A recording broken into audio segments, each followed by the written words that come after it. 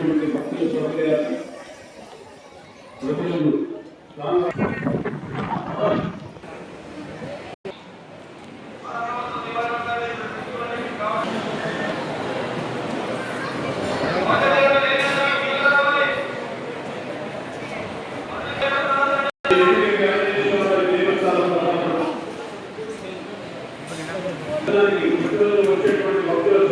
మా దేవస్థానం ఉప కమిషనర్ మరియు కార్యనిర్వహణాధికారి శ్రీమాన్ వేడేపల్లి విజయరాజు గారి ఆదేశముల మేరకు ప్రజలందరూ స్వామివారి మహాత్మ పడుతున్నది.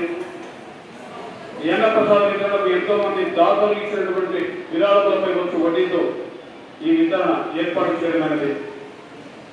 ఎన్నప్రసాద వితరణకు మన వస్తువుల పేరు కూడా విరాళములు కోరబడుతున్నవి. అంతేకాకుండా బియ్యము, బెల్లము, రవ్వ, నూనె, నెయ్యి, కాయగూరల ఆకుకూరలు కూడా విరాళముగా చెల్లించి ఇటు పుణ్య కార్యములు భాగస్వాములు వచ్చును. ఈ ఎన్నప్రసాద వితరణకు రోజువారీ విరాళముగా 1116 రూపాయలు, నిధి కింద 11,116 రూపాయలు చెల్లించినట్లయినా అందుపై వచ్చు వడ్డీతో ఈ వితరణ నిర్వహింపబడను. అన్ని దానాల్లోకెల్లా అన్నదానం గొప్పది. అటువంటి అన్నప్రసాద వితరణకు మన పెద్దల జ్ఞాపకార్థంగా కానీ, వివాహ వేడుకల సందర్భంగా కానీ, పుట్టినరోజు వేడుకల సందర్భంగా కానీ దేవాలయంలో నిర్వహిస్తే ఉంటుంది. కావున భక్తులు, యాత్రికులు ఈ అన్నప్రసాద వితరణకు ఇతోహితంగా విరాళములు సమర్పించి స్వామివారి సేవలో తరిందురుగాక.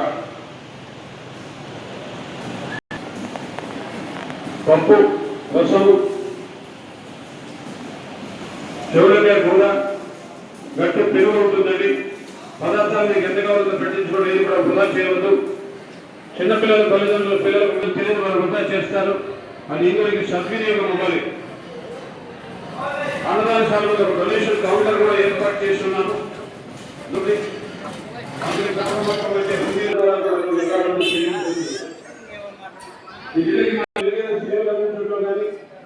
నాణ్యమైన ప్రసాదాలు అందించడంలో కానీ మీ అభిప్రాయం